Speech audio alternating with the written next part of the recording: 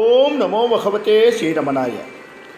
நேற்றைய உரையில் கணபதி சாஸ்திரி என்ற மெத்த படித்த ஞானி மன நிம்மதியை தேடி கடவுளை அடைந்துவிட தேடி தன்னுடைய படிப்பறிவு மூலமாக பல தியானங்களை மேற்கொண்டு எவ்வளவோ முயற்சி செய்து அந்த அமைதி கிடைக்காமல் மிகவும் கஷ்டப்பட்டார்.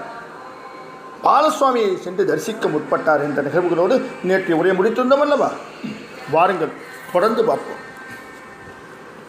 சுகம் அனுபவித்தவரும் அனுபவிக்காதவரும் சுகம் எது என்று கேள்வி கேட்பவரும் அமைதியை நோக்கி திரும்புகின்றார்கள். தன் படிப்பு தன்னை காப்பாற்றும் என்று நினைத்து கணபதி சாஸ்திரி வாழ்ந்தார். காவியங்கள் பலவற்றை மிக எளிதாக செய்ததால் அவருக்கு காவிய கண்டர் என்ற பட்டப்பெயரும் கிடைத்தது. ஆனாலும் உள்ளுக்குள் மனம் அமைதி பெறவில்லை. தன்னால் இயலாது, தன் படிப்பால் முடியாது, தன் முயற்சியால் இது நடக்காது என்பதை புரிந்து கொள்ளவே அவருக்கு பல வருடங்கள் ஆயிற்று. திடீரென்று ஒரு நாள் அவர் தவத்திலிருந்து எழுந்தார். மலை நோக்கி நடந்தார். என்னால் இயலவில்லை, என்னால் அடைய முடியவில்லை என்று உள்ளுக்குள் கதறுபடியே பாலசுவாமியின் கால்களில் விழுந்து அந்த கால்களை இறுகி பிடித்துக் கொண்டார். படிப்பு அகங்காரத்தை தான் வளர்த்தது. என் படிப்பு அமைதியை தரவில்லை. கற்றவை கர்வத்தை தான் கொடுத்தன. அவை ஒருபோதும் உள்ளே சாந்தமாக இருக்க செய்யவில்லை. என்னை நான் அமைதியாக வைத்துக் கொள்ளாத வரையில் இறைவன் அங்கே எப்படி வந்து குடியேறுவான்? இறை தரிசனம் எனக்கு எப்படி கிடைக்கும்? நான் மந்திர ஜபத்தின் எண்ணிக்கையில் உட்கார்ந்து கொண்டிருக்கின்றேன். நான் இன்றைக்கு இத்தனை ஜபங்கள் செய்துவிட்டேன் என்று பெருமையோடு மற்றவர்களோடு இதை பகிர்ந்து கொள்கின்றேன். என் கர்வம் என்னை நோக்கித்தான் இருக்கின்றது. மந்திர ஜபத்தின் எண்ணிக்கை அது என்னை நோக்கித்தான் இருக்கின்றது. இறைவனை நினைப்பதற்கு மந்திர ஜப எண்ணிக்கையோ என் செயலோ உதவுவதில்லை. எனவே அந்த எந்த அமைதியும் எனக்கு கிடைக்காமல் போய்விட்டது. என்னுள் இருக்கின்ற இந்த கர்வம் எல்லாம் தொலைந்து நான் அமைதியாக உட்கார்ந்து உள்ளுக்குள்ளே என்னை இனம் கண்டு கொள்ள வேண்டும். தயவுசெய்து சத்குரு ஞான செல்வரே, எனக்கு இந்த உதவியை செய்யுங்கள். உங்கள் கால்களை இறுக பிடித்துக் கொள்கின்றேன். நீங்கள் அமைதியை அடைந்து விட்டீர்கள் என்று உங்களின் ஒவ்வொரு அசைவும் சொல்கின்றது. உங்கள் முகம் சொல்கின்றது, உங்கள் பேச்சு சொல்கின்றது, உங்கள் பார்வை சொல்கின்றது. எனக்குள் அந்த அமைதி இல்லை.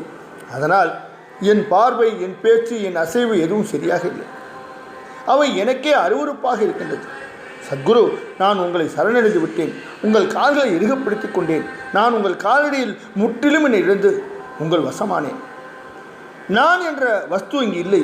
சத்குரு, என்னை உங்கள் கால்களில் பொசுக்கி அழித்து வெறுமே நிற்கிறேன். நான் எதுவும் இல்லை. நீங்கள் என்னுள் புகுந்து எனக்குள் அமைதியை ஏற்படுத்துங்கள் என்று வாய்விட்டு கதறினார்.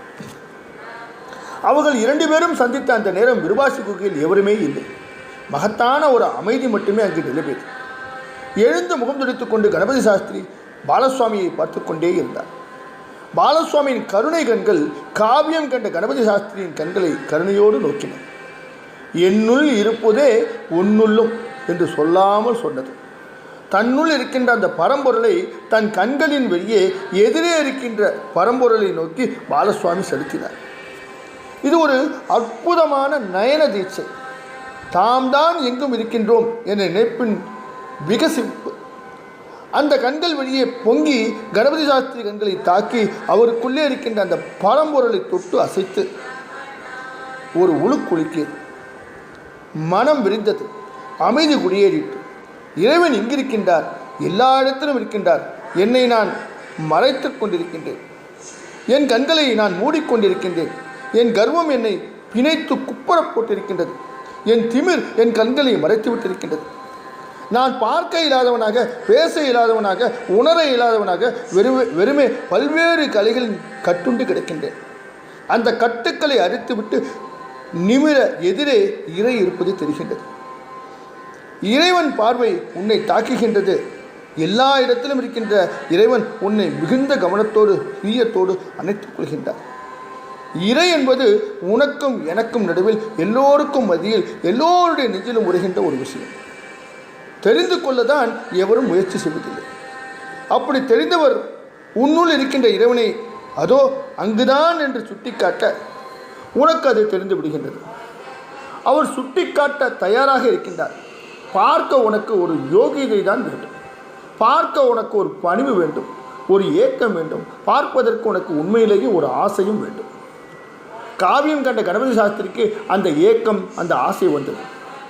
என்ன காவியம் எழுதியிருந்தாலும், என்ன உயர்ந்திருந்தாலும் உள்ளுக்குள்ளே அமைதி ஒரு சத்குருவால் ஏற்பட வேண்டும் என்று அவர் காலடி பற்றி கதறிய போது உள்ளே அமைதி தோன்றியது. இது யார், எதிரே அமர்ந்திருப்பது யார் என்று பெரிய வியப்போடு அவர் பார்க்க துவங்கினார். இதுவரை இல்லாத பார்வையாக அது இருந்தது. இது ரமணம். இது ரமித்திருப்பத்தால் ரமணம்.